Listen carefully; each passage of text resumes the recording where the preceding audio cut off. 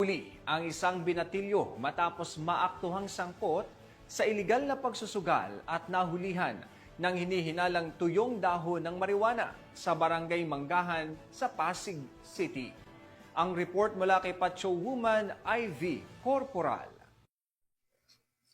Naaresto ng mga operatiba ng Pasig City Police Station Follow-up Section ang isang 18 anyos na lalaki sa aktong pagsusugal at pagdadala ng hinihinalang marijuana dakong alas 12:10 ng madaling araw sa kahabaan ng Pechay Street, Barangay Manggahan sa Pasig City.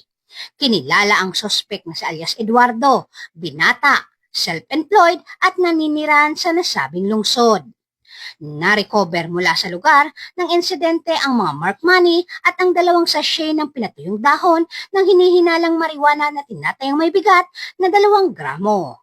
Dinala sa Eastern Police District Forensic Unit sa Mandaluyong City ang mga ebidensya para sa laboratory examination at sasampahan ang sospek sa kasong paglabag sa Presidential Decree 1602 o Illegal Gambling at Section 11, Article 2 ng Republic Act 9165 o Comprehensive Dangerous Drug Act of 2002.